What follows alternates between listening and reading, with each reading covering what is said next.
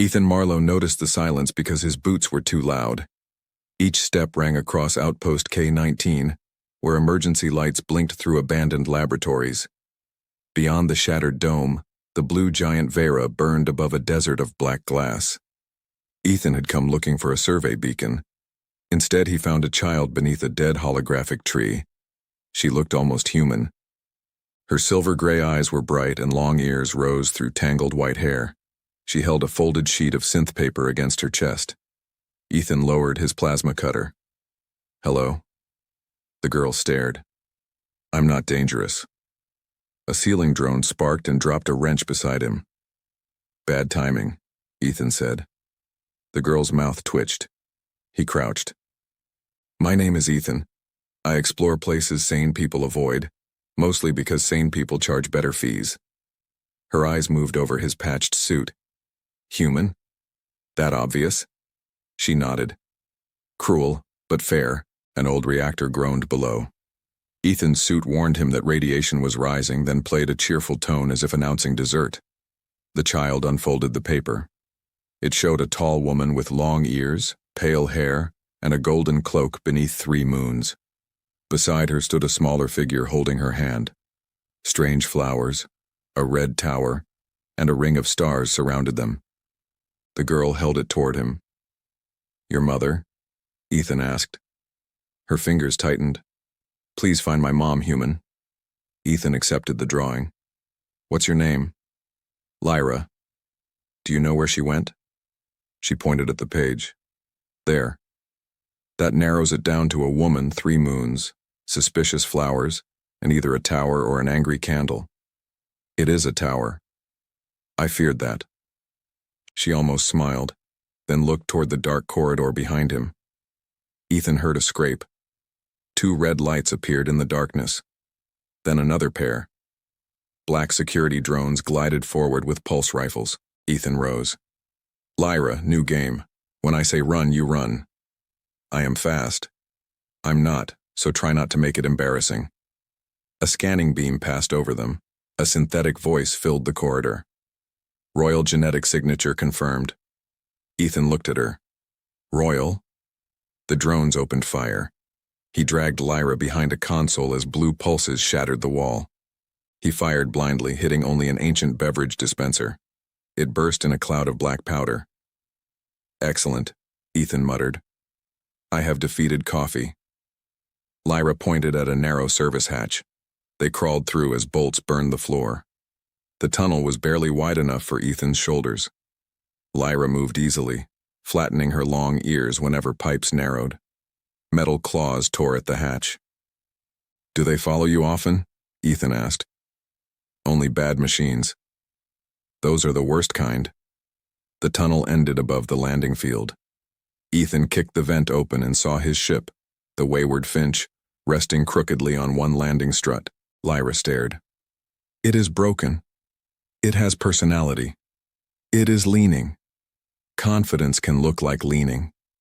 They ran across the black glass as drones burst from the roof. Ethan carried Lyra the last few meters, boarded, and struck the hatch control.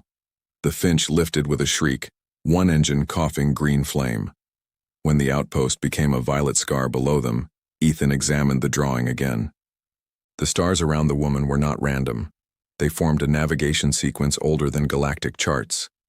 In the lower corner, hidden beneath a golden flower, was the seal of the vanished imperial throne. The Wayward Finch spent the next 6 hours pretending not to fall apart. Every few minutes a panel rattled, a warning light blinked, or the navigation system announced a new problem in a voice so calm, Ethan found it insulting. Lyra sat in the co-pilot's chair, watching the stars as though she had known them all her life. Ethan placed her drawing beneath the spectral scanner. Blue lines moved across the page, reading pigments. At first the computer found nothing. Then the golden flower in the corner flashed. "Encrypted photonic ink," Ethan murmured. Lyra leaned closer. "Mom made the flower. Your mother has expensive crayons." She said cheap crayons lie. That is disturbingly wise. The scanner projected a hidden map above the console. 7 systems appeared, joined by silver lines. At its center pulsed a broken moon marked with an ancient trade symbol. Ethan recognized it. Marogate. The computer replied. Marogate has a 63% corruption rate. Only 63? They must be improving. The station drifted in the darkness, 3 rotating rings wrapped around the skeleton of an old warship. Merchant vessels crowded its docks. As the Finch approached, a customs beacon locked onto them. State cargo and purpose, a bored voice ordered. Ethan glanced at Lyra and the hidden royal seal. Survey equipment and educational materials. Lyra whispered. I have crayons. Exactly. Dangerous educational materials. They were boarded by Officer Brack, a 4-armed inspector wearing medals. He entered with 2 security bots and frowned at the ship. This vessel violates 12 structural codes. Only 12? I fixed something. Brack noticed Lyra. A scanner passed over her face and long ears. Its screen flickered, showed a red crown, then went blank. His expression changed, but Ethan saw fear, recognition, and greed. Your papers are incomplete, Brack said. The child remains here. Lyra grabbed Ethan's coat. Ethan stepped between them. No. The security bots raised their weapons. A maintenance robot rolled from the rear compartment, leaking coolant and playing an old wedding song. Ethan had forgotten it still worked. Unauthorized machine, Brack snapped. The robot struck his ankle. Brack howled. One upper hand fired by accident, blasting the inspection console. Alarms erupted. The Finch's computer announced, Customs diplomacy has failed. You think? Ethan shouted. He pulled Lyra toward the hatch while the robot rammed Brack's boots with patriotic enthusiasm. They crossed the docking bridge and entered the market ring, vanishing among traders, pilgrims, and floating spice vendors. Lyra laughed breathlessly. Your robot is brave. My robot is broken. Like your ship? Please stop identifying the family pattern. The hidden map led them through the station to an archive booth run by an elderly woman named Sava. When Ethan showed her the drawing, the humor left her face. She touched the painted red tower with trembling fingers. This belonged to the House of Oral. The royal house? Ethan asked. Sava looked at Lyra, tears shining in her eyes. This is not merely royal. It is the private mark of Queen Seraphine. Before Ethan could answer, every screen in the market ring went black. A new image appeared. Lyra's face followed by a bounty worth a moon. Sava whispered, They know she is alive. Across the station, armored hunters began turning toward them. The first bounty hunter reached Sava's booth before Ethan had decided whether running left or right would look less foolish. He wore mirrored armor and carried a rifle whose barrel hummed with enough energy to vaporize the booth. Sava, Ethan, Lyra, and probably the next 3 shops out of pure enthusiasm. Ethan grabbed a jar of luminous spices from the counter and threw it. The jar burst across the hunter's visor in a cloud of green dust. Congratulations, Ethan said, pulling Lyra away. You're now aggressively seasoned. They plunged into the crowd as warning sirens rolled through Marogate. Above them, giant screens continued displaying Lyra's face beside the impossible bounty. Merchants folded their stalls in seconds. Pilgrims scattered. A vendor selling mechanical insects shouted that all sales were final, even during armed pursuit. Lyra ran beside Ethan, one hand gripping his coat and the other clutching her drawing. Why do they want me? She asked. I was hoping you knew. I am 7. Right. Unfair question. Behind them, armored hunters pushed through the market. Ethan led Lyra into a transit tunnel where transparent capsules shot between the station's rings. He slapped the nearest control panel. It demanded payment. Emergency transport, he said. Emergency surcharge applied, the station replied. Naturally. He emptied his credit chip. The capsule opened, and they jumped inside just as plasma bolts struck the platform. The doors sealed. The capsule launched so violently, Ethan's face flattened against the glass. Lyra remained upright, perfectly balanced. You look strange, she said. High-speed dignity loss. Common human condition. The capsule tore through the station's inner spine, revealing the ancient warship buried beneath the rotating rings. Its black hull was scarred by battles forgotten for centuries. Far below, dormant cannons moved slightly as their systems awakened. Sava's voice suddenly crackled through Ethan's wrist communicator. "Do not return to your ship. Customs has seized it." Ethan looked wounded. Seized is such an ugly word. They are dismantling it. That is uglier. Come to Archive Vault 9. I found something about the drawing. Her transmission cut off. Ethan rerouted the capsule, ignoring several legal warnings and one surprisingly personal insult from the transit computer. Vault 9 lay inside the oldest section of the station, where gravity flickered and the walls still carried symbols from the first expansion. They arrived to find Sava waiting beneath a broken statue of a long-eared woman, holding a star in both hands. The old archivist hurried them inside and sealed the door.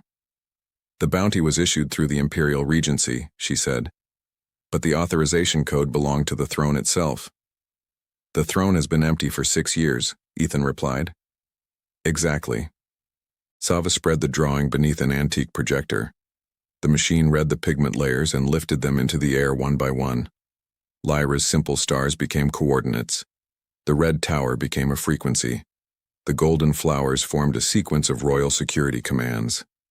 Finally, the painted woman appeared alone, tall and pale, with long ears, silver hair, and white ceremonial armor. Her face was unmistakable. Ethan had seen it on old coins, memorial walls, and every news archive concerning the disappearance that had nearly torn the Empire apart. Queen Seraphine. Lyra stepped closer to the projection. "Mom." The word silenced the room. Sava covered her mouth. Ethan stared from the child to the image. "You're saying the missing queen left her daughter in an abandoned outpost with an encrypted map?" Lyra shook her head. "She did not leave me. Bad men came. Mom hid me and said the picture would help." "Did she say where she was going?" Lyra pointed to the 3 moons above the painted tower. She said, "Where the dead sky remembers." Sava moved to an old star chart and searched through erased systems. One region appeared only as static, removed from every modern map. Before she could enlarge it, the vault door shuddered under a heavy impact. A voice boomed from outside.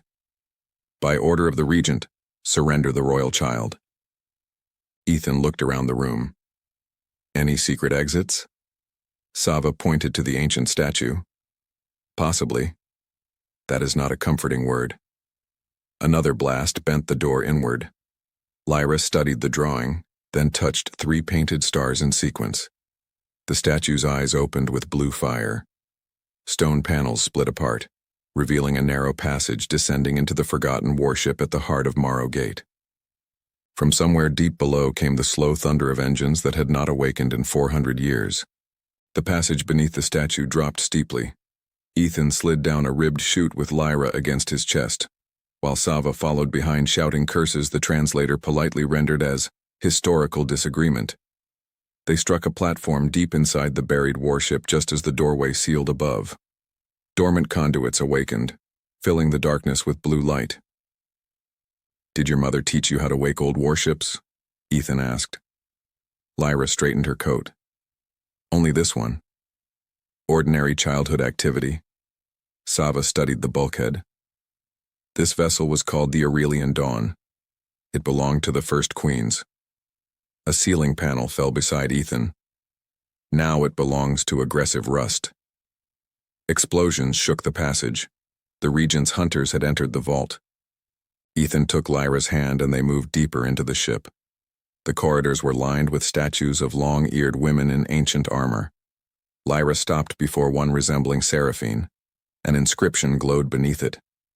Sava translated softly. "The blood remembers the road." "Your family writes comforting things in unsettling ways," Ethan said. Lyra pressed her palm to the wall. A pulse traveled through the vessel. Gravity returned without warning, dropping Ethan to one knee. "Royal access confirmed," a voice said from everywhere. "Air detected." Ethan looked up. "Friendly ship?" "Define friendly."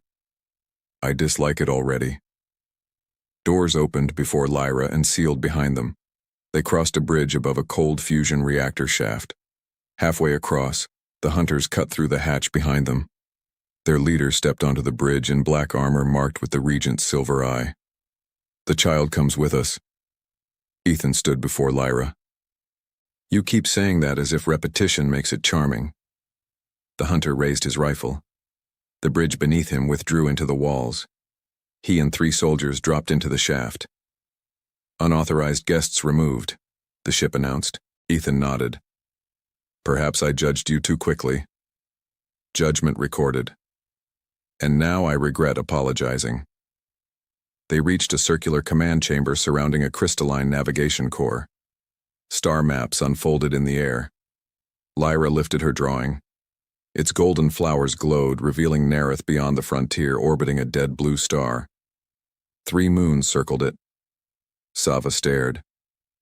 The dead sky. Ethan studied the route. No registered gate, no beacon, and an ion storm across half the sector. Lyra pointed at a blinking symbol beside the world. "Mom is there." The ship shuddered. Marogate's defense fleet surrounded them. The Regent's commander spoke. "Power down and surrender the air, or we destroy the station with you inside it." Ethan examined the ancient controls. "Can this ship fly?" "Probability of successful launch, 31%. Sava frowned. "That is terrible. For my ship, that would be excellent." Lyra climbed into the command chair and touched the crystal core. The Aurelian Dawn roared awake. Its engines tore free from Marogate, ripping through docking rings. Cannons fired from every side, but the Dawn folded space around itself in a sphere of black light. The fleet and stars stretched into silver threads, then snapped away. When normal space returned, an ion storm blazed ahead like a wall of violet fire. Beyond it waited 3 pale moons around a forgotten world. Lyra pressed her drawing to the glass. "She told me not to be afraid of the storm," she whispered. Ethan watched lightning crawl across the horizon. "Did she mention whether the storm was afraid of us?" Lyra shook her head. "Pity. I was hoping for a professional advantage." The Aurelian Dawn aimed itself toward the violet fire. The storm swallowed the ship almost immediately. Thunder rolled through the hull, and blue lightning crawled across the command chamber windows. Warning symbols appeared over every control surface. "Structural stress increasing," the ship announced. "How increasing?" Ethan asked. "Yes. That is not a measurement." A bolt struck the forward shield, throwing Sava into a console and Ethan against the command chair. Lyra remained seated, her small hands pressed firmly against the crystal. The drawing floated before her, each painted star shining in sequence. "She made this path for me," Lyra said. The ship followed the pattern, turning between invisible gravity wells hidden inside the storm. Ethan realized the childish arrangement of stars was not merely a map. It was a complete flight code, disguised so perfectly that only Lyra would think to read it as a story. Behind them, 3 silver flashes appeared inside the storm. Sava looked at the sensor display. "Regent pursuit craft." Ethan sighed. "Persistent people are inspiring until they are armed." The enemy ships opened fire. The Dawn's rear shields failed, and the ancient vessel began losing altitude toward Nerith. Through the lightning, Ethan saw dark oceans, shattered continents, and one narrow valley glowing beneath the 3 moons. At its center stood a red tower exactly like the one in Lyra's drawing.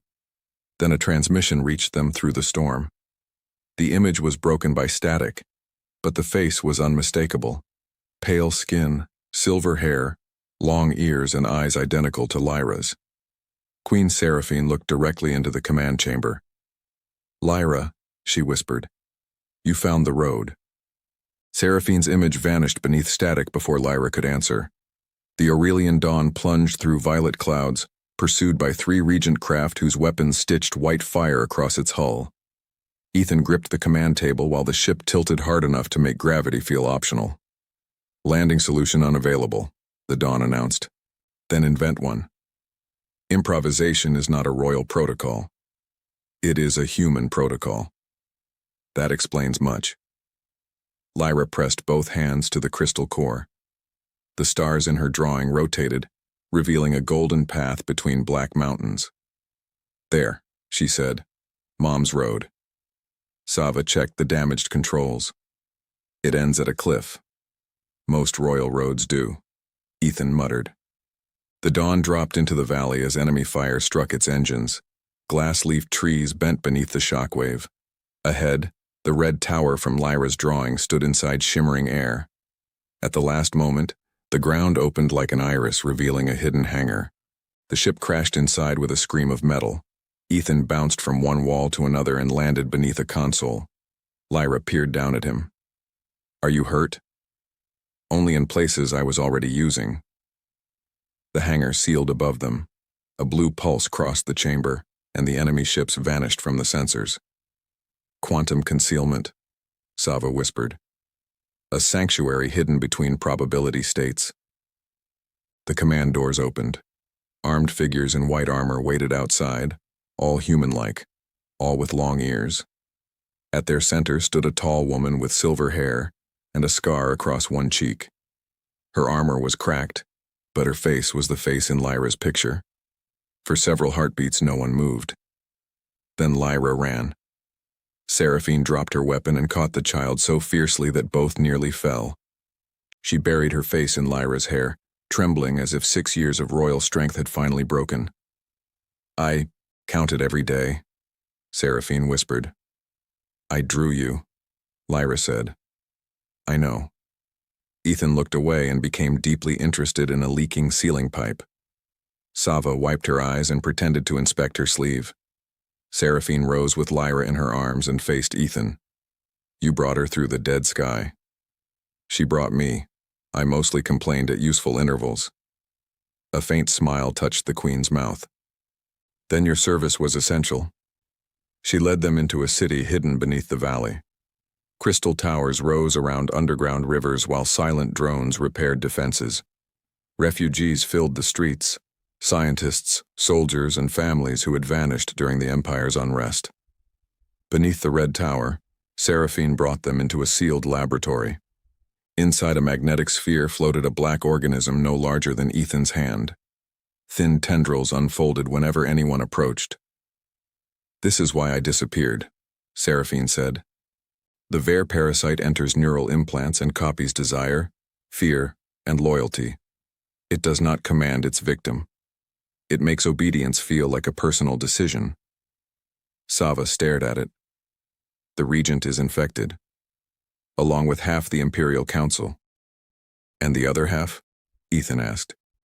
"Dead." Seraphine explained that she had discovered the infection during a peace summit. When she tried to expose it, her guards turned against her. She escaped with Lyra, then hid the child at Outpost K19 because the parasite could track royal blood through Imperial networks. The drawing carried the sanctuary's route disguised as a child's memory. "I trusted machines to ignore what they considered meaningless," Seraphine said. Ethan glanced at Lyra.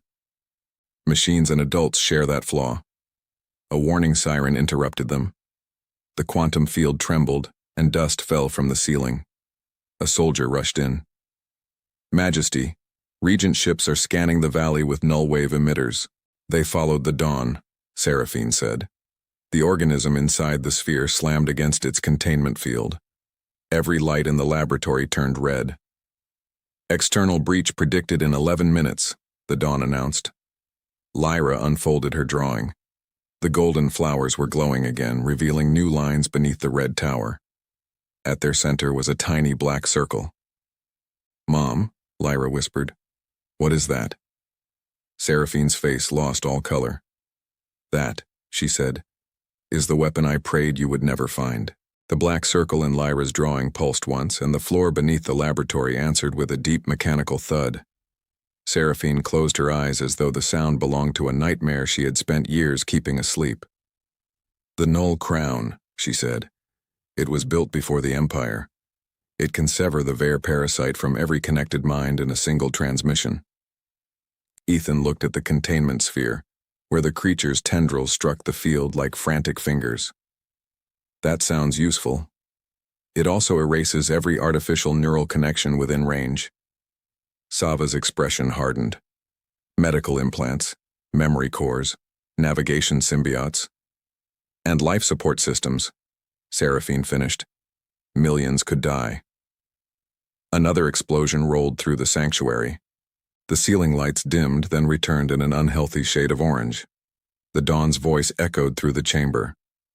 Quantum concealment failure in 7 minutes. Ethan glanced upward. Your ship always announces disaster like it is reading a dinner menu. Emotional panic reduces command efficiency. So does being vaporized. Seraphine moved to a hidden console beneath the tower's central pillar. When she pressed her palm against it, the laboratory floor unfolded into concentric rings, revealing a shaft filled with floating fragments of black crystal. Far below, a crown-shaped machine hung inside a sphere of folded space. Lyra stared over the edge. Mom drew that? Your grandmother did, Seraphine said quietly.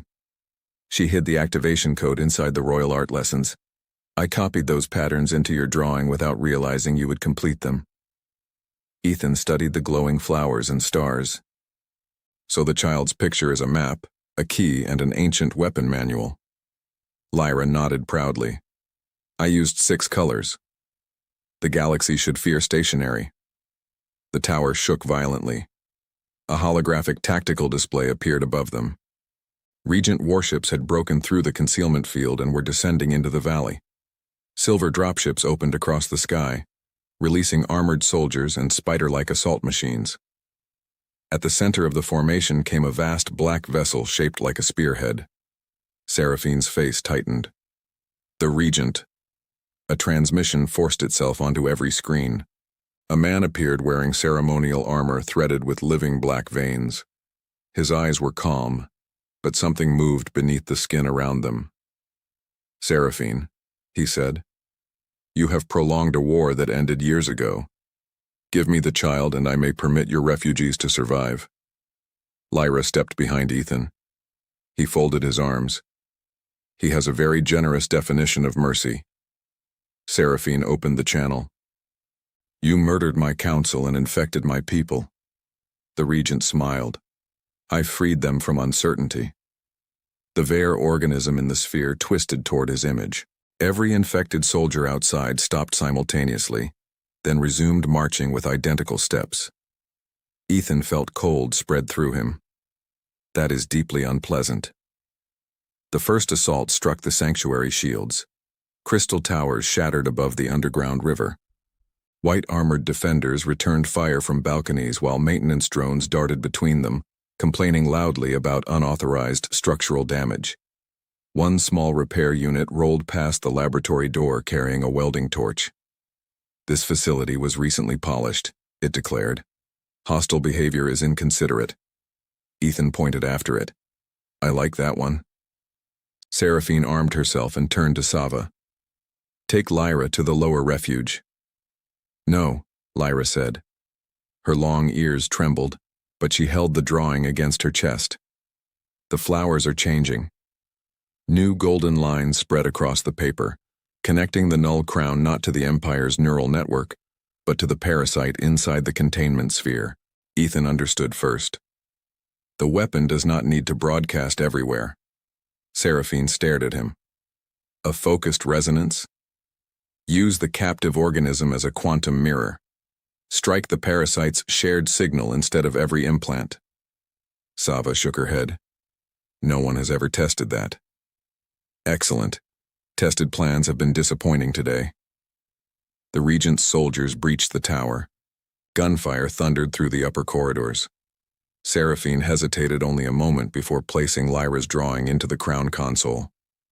The machine requires royal blood and an external operator. Ethan stepped onto the lower platform. Royal blood sounds inconveniently specific. The operator may not survive the feedback. There it is, the part people usually mention earlier. Lyra grabbed his hand. You cannot go. Ethan crouched beside her. I am not going anywhere. I am standing near a machine with terrible manners. You joke when you are afraid. Humans invented jokes because screaming became repetitive. Seraphine placed her palm on the crown-shaped control. Lyra pressed her smaller hand beside it. The black crystals began to rotate, filling the shaft with a low harmonic sound. Ethan connected the containment sphere to the operator port. Instantly, the parasite turned toward him. A voice entered his mind, soft and familiar, promising safety if he released the field. He saw false memories of Earth, warm sunlight, and a life where he had never met Lyra. "Tempting," he whispered, "but the imaginary furniture is terrible." He drove the power lever forward. The Null crown awakened. Black light surged through the tower, and every infected soldier outside froze. The Regent screamed across the transmission as living veins burned beneath his armor. The parasite slammed against the sphere until its body split into threads of darkness. Ethan felt the feedback tear through his neural interface, filling his vision with white fire. Then Lyra's hand closed around his wrist. Her drawing blazed with 6 impossible colors. The signal stabilized. Across the Empire, the Ver network shattered like a mirror, and millions of stolen minds suddenly became their own again. For several seconds after the Null crown fired, the sanctuary became so quiet that Ethan could hear a loose screw rolling across the laboratory floor. Then gravity returned, the lights flickered, and every alarm in the tower began shouting at once. Ethan opened his eyes beneath the operator console. His hands were still attached, which he considered encouraging. Lyra leaned over him, silver eyes wet. "Are you alive?" "I believe so." "You look terrible." "That is stronger evidence than any medical scan." Seraphine knelt beside him and pressed a diagnostic disc against his neck. Green symbols moved across its surface. "Your neural interface is damaged, but the feedback did not reach your organic memory." Ethan tried to sit. "Excellent. I would hate to forget all my mistakes. They took years to collect." Outside, the battle had stopped. Across the valley, thousands of infected soldiers stood motionless among shattered towers and burning dropships. Then weapons began falling from their hands. Some collapsed. Others stared around as though waking in unfamiliar rooms. The spider machines folded their legs and entered emergency sleep. Even the Regent's spearhead ship drifted sideways, its command intelligence no longer receiving Ver instructions. The Regent himself appeared on a damaged screen. The black veins beneath his skin were fading. For the first time, fear replaced the unnatural calm in his eyes. "What have you done?" he whispered. Seraphine rose. "Returned what you stole." He looked behind him as his own guards entered the command chamber. None raised a weapon in his defense. The transmission ended with the Regent being pulled from his throne. Within hours, reports arrived from every corner of the Empire. Governors awakened from years of manipulated loyalty. Warships powered down. Political prisoners were released by guards who could no longer remember why they had hated them. The Ver network had collapsed completely. Its shared consciousness burned away by the focused resonance. The parasite inside the containment sphere had become a handful of gray dust. Ethan stared at it. That was less dramatic than expected. The maintenance robot he had admired earlier rolled into the laboratory and scanned the ruined machinery. "This facility requires extensive repairs," it declared. "You defeated a galactic mind parasite," Ethan said. "Show some gratitude." "Gratitude is not a maintenance function. I respect your consistency." The following weeks transformed the hidden sanctuary. Refugees emerged from beneath Nareth's mountains, while ships arrived carrying physicians, engineers, and liberated Imperial soldiers.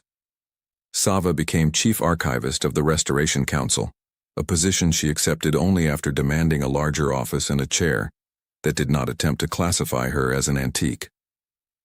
The Aurelian Dawn was repaired carefully, though the ancient vessel complained whenever modern components were installed.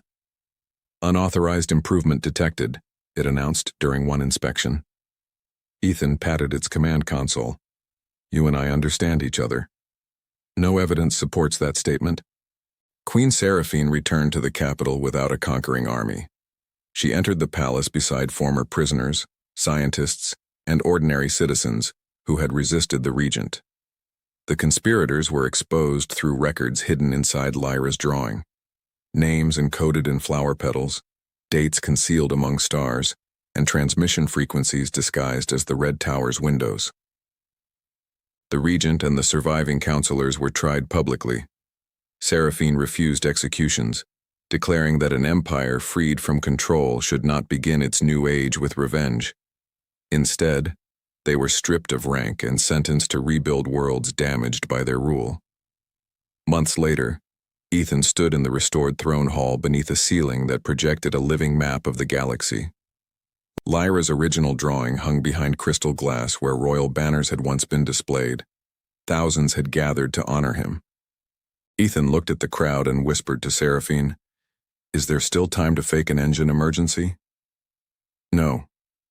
"A minor diplomatic incident?" "No." "Sudden human hibernation?" Lyra took his hand. "Be brave." "That advice sounded much kinder when I gave it to you." Seraphine offered Ethan a permanent title, command of an exploration fleet and a residence inside the palace. Once he would have refused before she finished speaking. The old Ethan trusted empty roads because they could not abandon him. He had spent his life moving from ruin to ruin, calling loneliness freedom because freedom sounded better. Now Lyra stood beside him, her long ears decorated with tiny golden stars. Seraphine watched him without pressure. Sava was arguing with a ceremonial robot. Even the damaged maintenance unit had attended, though it claimed this was merely a structural inspection. Ethan bowed his head. "I will accept the fleet." Lyra smiled. "And the palace room?" He sighed. "Only if it is far from the royal alarm system." "It is beside mine." "That sounds strategically dangerous." Years later, explorers would tell stories about the human who followed a child's drawing beyond the dead sky and found a queen hidden between worlds. They often exaggerated the battles, the ancient weapons, and Ethan's bravery. Lyra corrected them whenever possible, explaining that he had complained through most of the journey. The drawing remained in the palace, its cheap pigments protected by the finest quantum glass in the empire. Beneath it, Seraphine placed a simple inscription. "A map does not need to be understood by everyone. It only needs to reach the person willing to follow it." And whenever Ethan passed beneath those 6 impossible colors, he remembered the abandoned outpost, the folded paper, and the small voice that had changed the direction of his life. "Please find my mom, human." He had found far more than a missing queen. He had found his way home.